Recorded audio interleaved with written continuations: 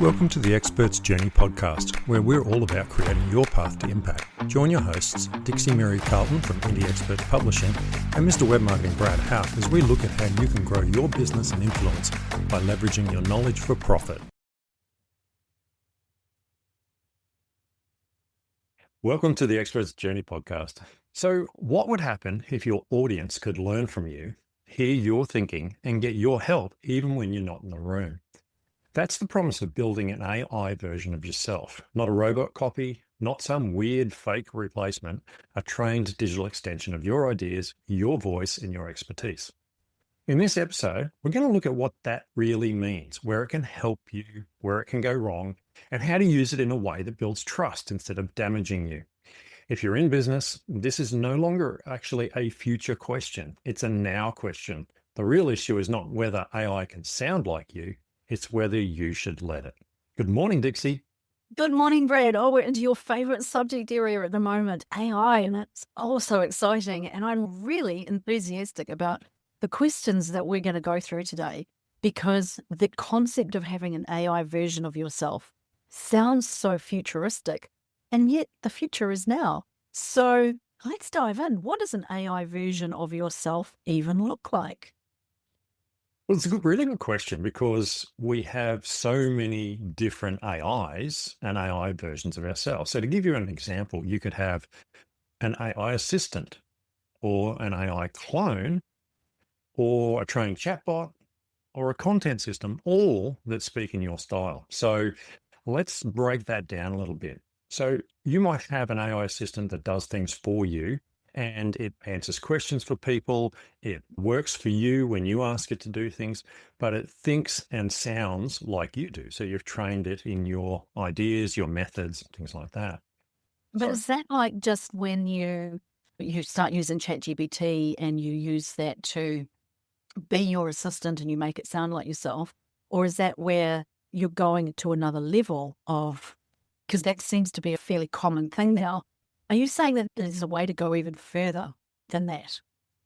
Yeah, I think that's the first step. That's where we all start out with AI. We make a tool that helps us do things the way we would do them. So that's our AI assistant. But an AI assistant can be opened up to the public as well. So you talk about my GPTs, for example, in OpenAI. That's an example where you take your AI assistant and you make it public for people. So then it's acting like you.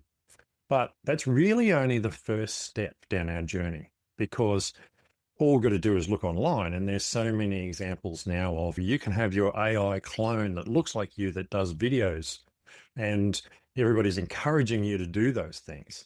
But the real question, I suppose, is, should you? Good question.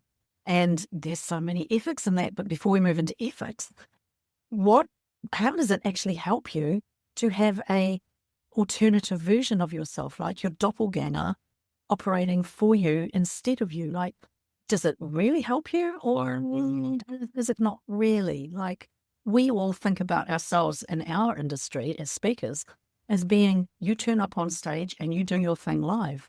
Are you saying that we can go way further and just dial it in? How's it work? Yeah, I think that's what I'm saying here. So today I'd like to focus in a little bit more and move into the AI video of you thing. So we have our clone who speaks like us, looks like us, and talks to our audience. And then we push that sort of stuff out through social media.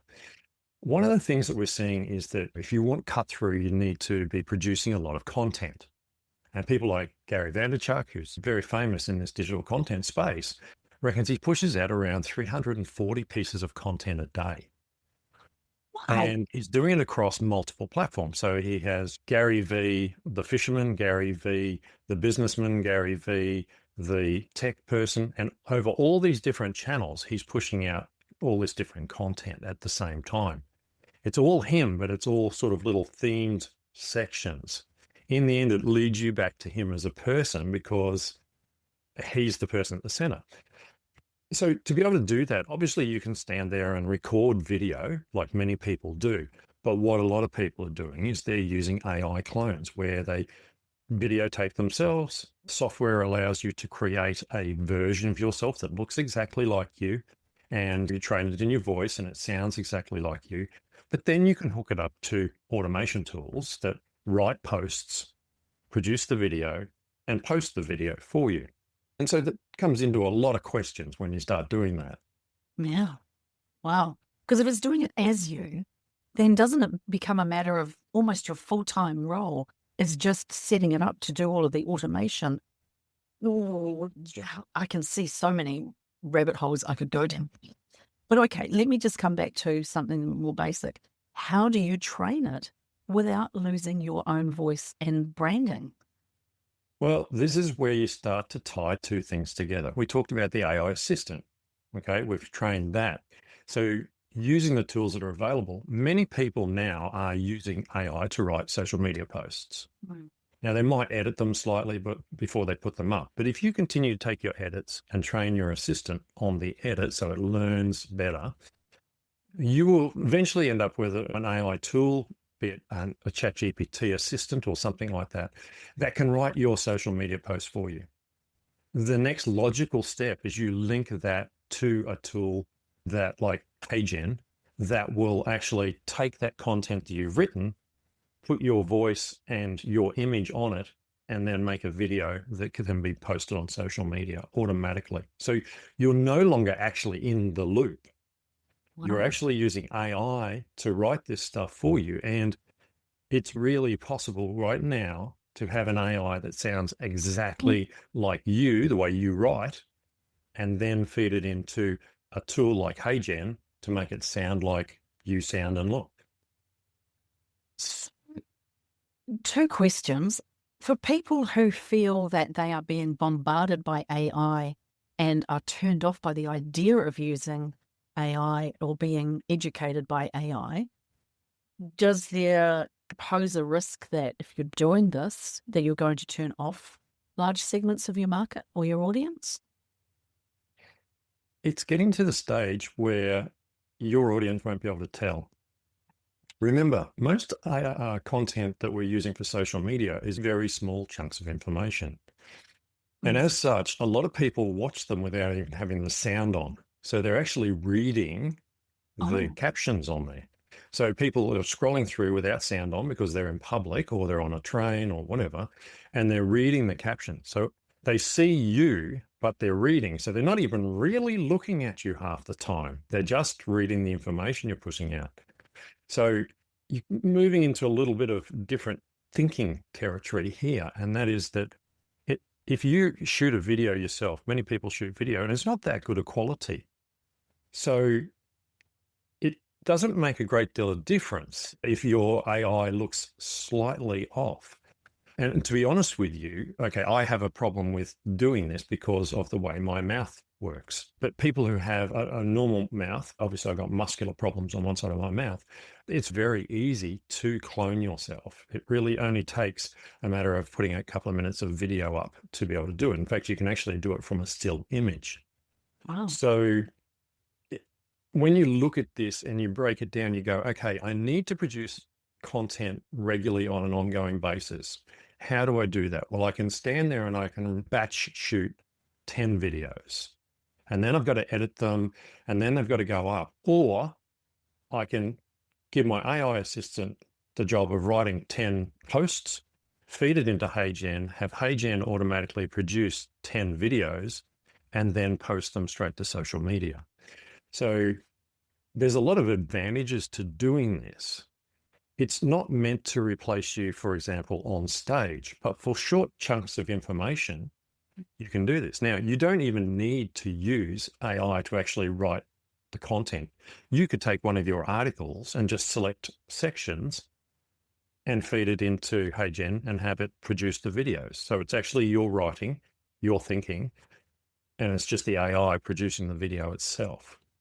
What if you've got older videos that you would like to, maybe from 4 or 5 years ago, that you would like to regenerate? Can you do that with that same system as well? Like just feed them into HeyGen?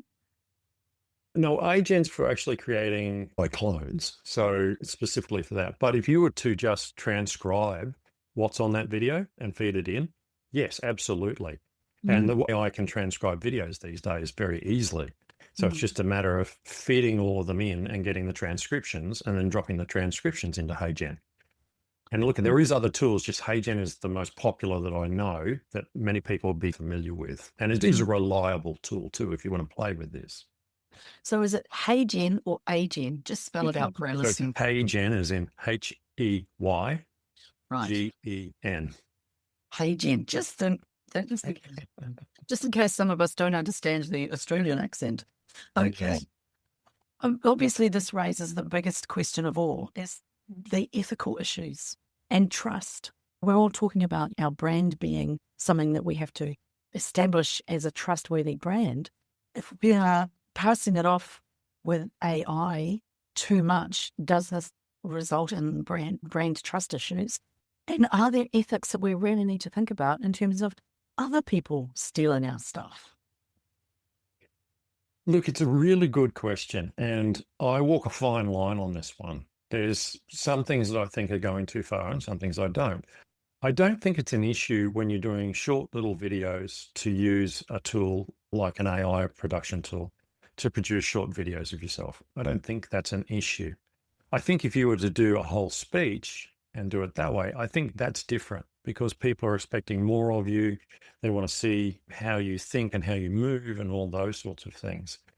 On the other hand, when the AI is writing the content, the AI is pushing it out, we are heading into AI slop, aren't we? And then that's a huge problem.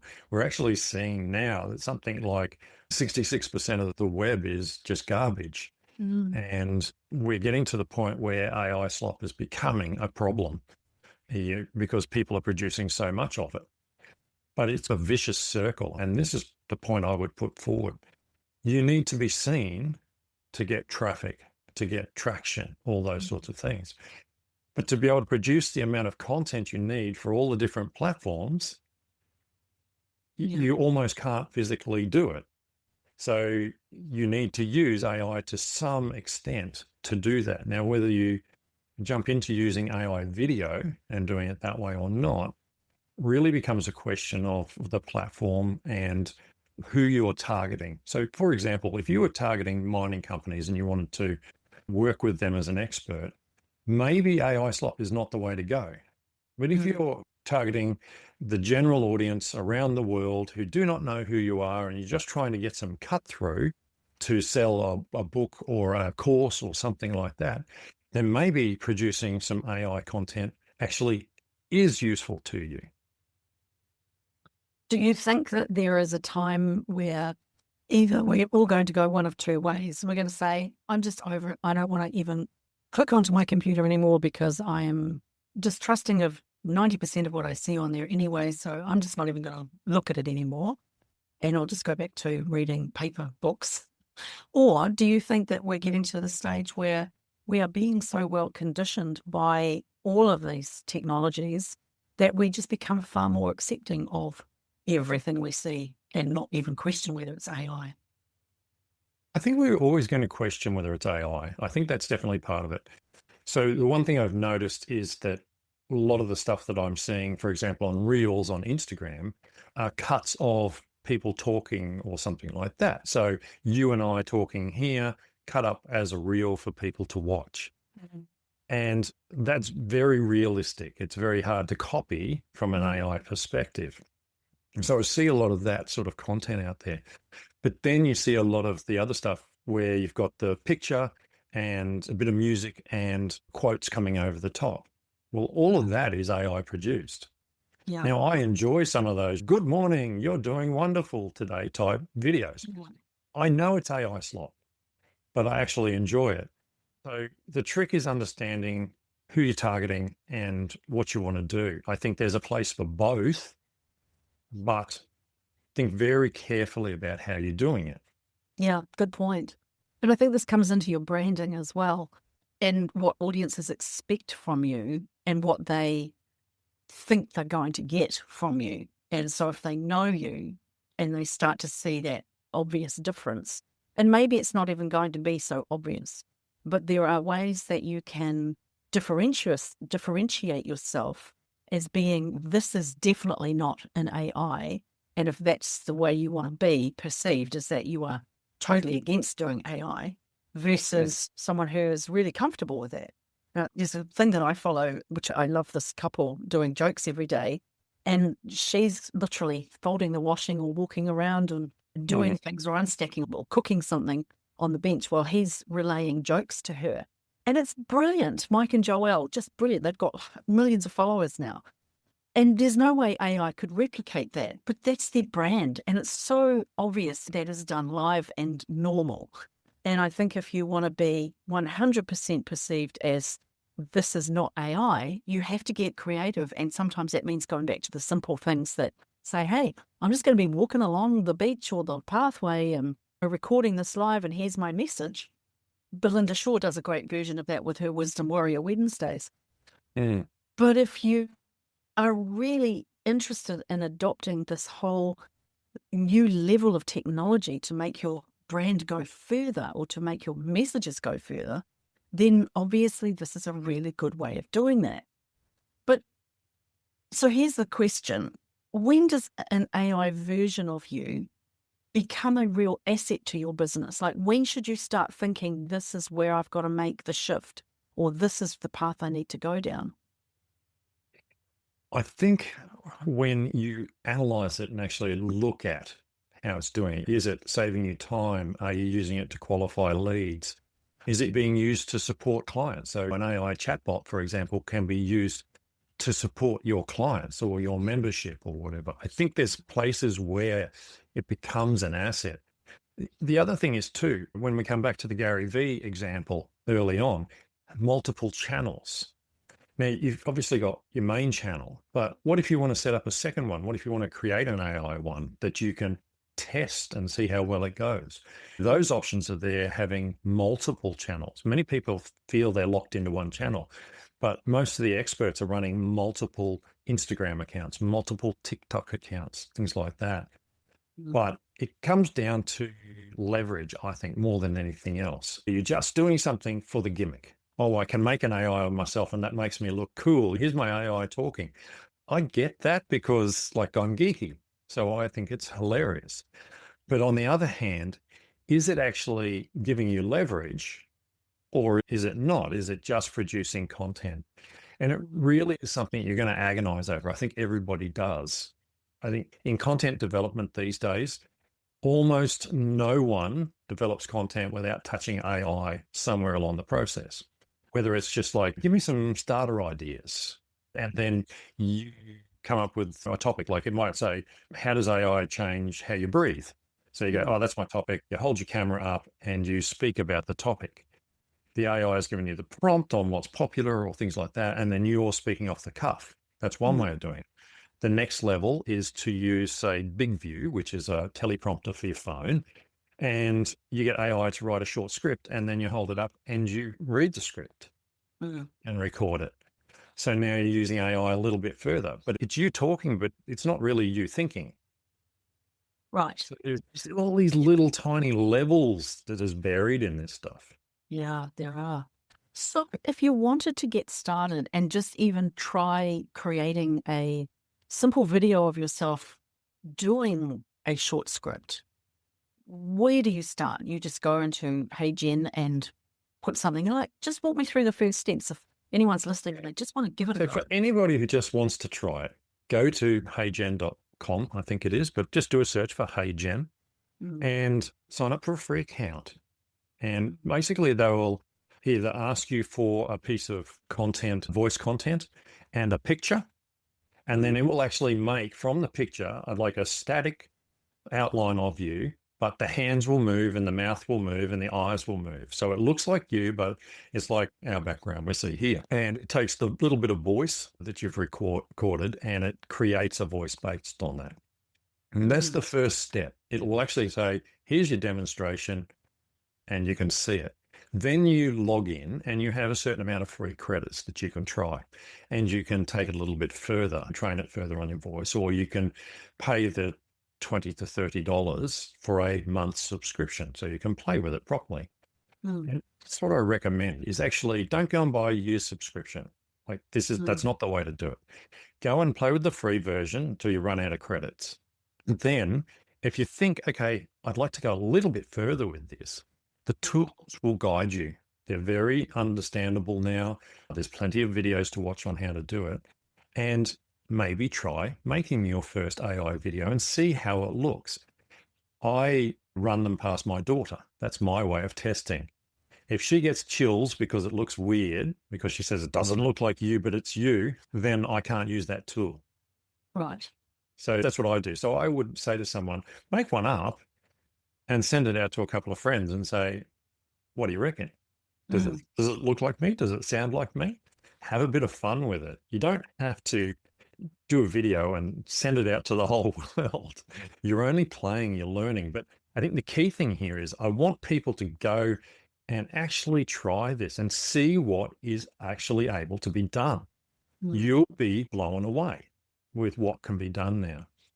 Now, so you just said send it to a couple of friends, and we have talked a little bit about the ethics of this.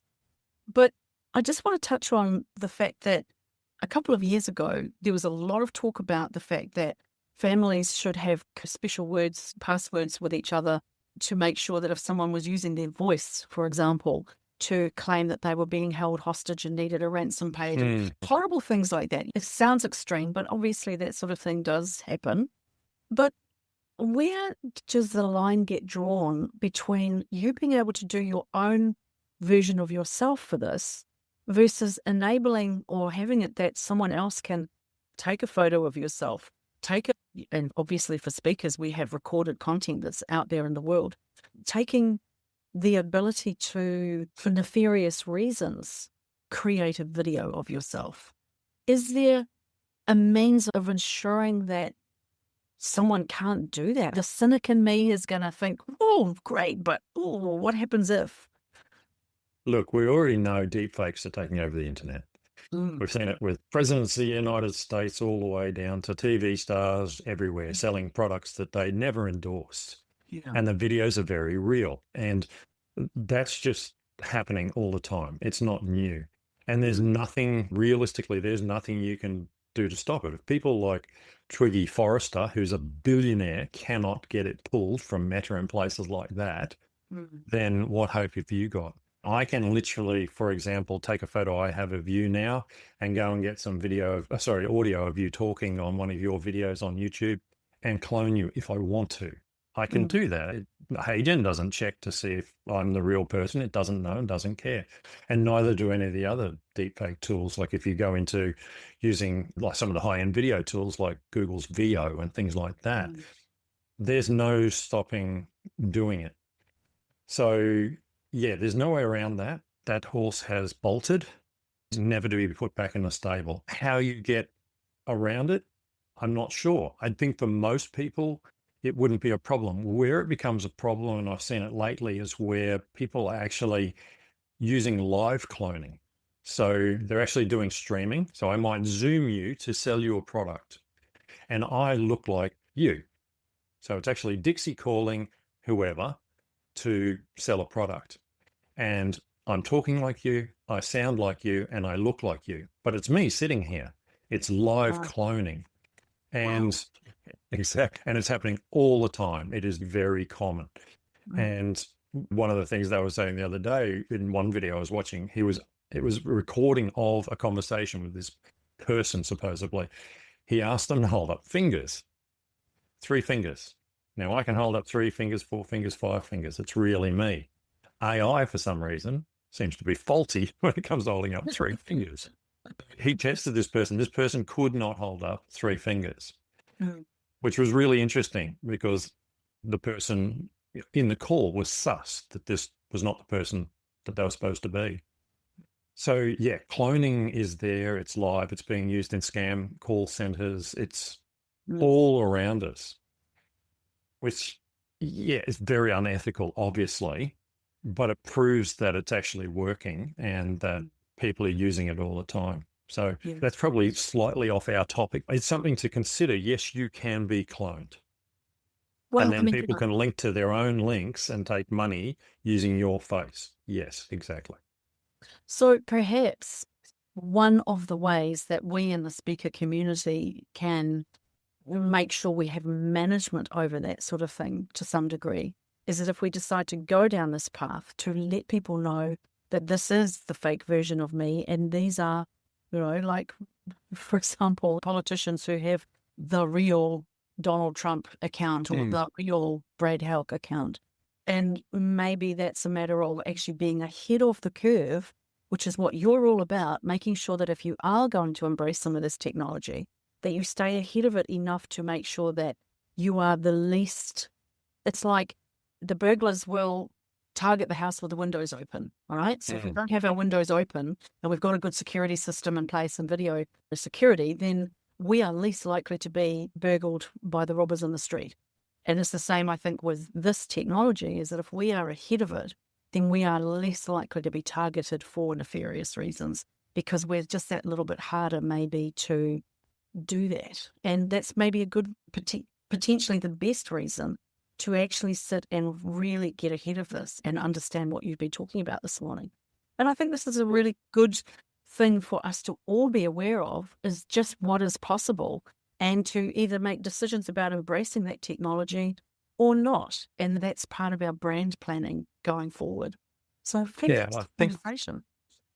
there's one more thing you can do too, and that is that when you set up your accounts on LinkedIn, you have the option to verify your account. I think that's one thing that you can do to help protect your name, is that I have a verified account. These are my verified Twitter, my verified Facebook, my verified LinkedIn, etc. So that at least you do have somewhere where people can always come back to and know that is the real you. Yeah. As far as using AI clones, look, it's really up to the person. I think it's a very exciting technology. I think there's going to be some really good uses for it as we go forward. And I think the opportunity is there to use it in a big way. But we're all going to have to make our own way down that street and work out, where does it fit with our brand, or does it not fit with our brand at all? I currently, yes, I played with the tools, but I do not use AI video of myself.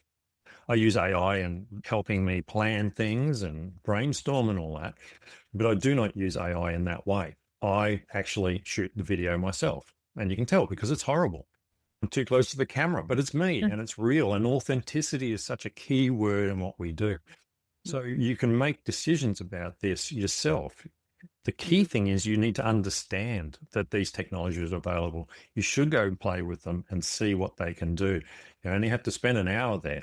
But think about, the way I look at it is, if you rule it out now and then you don't waste time thinking about it, going, I wonder if, or whatever, get rid of it out of your brand. If it's not going to work for you, for some people it's fantastic. For others, if you're just selling randomly on the internet, it's probably fantastic. But if you're a professional speaker or an author, and your face and your writing and your expertise is your brand, then it may not be the way to go.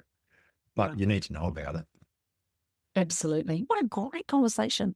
I'm so enlightened. I feel a little bit scared, a little bit excited, and keen to see what kind of comments we get out of this conversation this morning. So if you have some feedback on our podcasts, especially today, please feel free to send it to us or review our podcast and keep us informed about what it's inspiring you to think about. Well, if this episode has you thinking about writing a book, but you're not sure how to shape your ideas, reach out to Dixie via indieexpertspublishing.com. She'll help you turn what's in your head into a clear, compelling book that builds your authority. And if you're doing the work but not getting enough clients, if you want to sharpen your positioning and build marketing with AI that actually converts, please join me in my Authority Multiplier coaching community at bradhalk.com. Take the step that fits with your business, and we'll see you in the next episode. Talk soon. Thanks, Brad.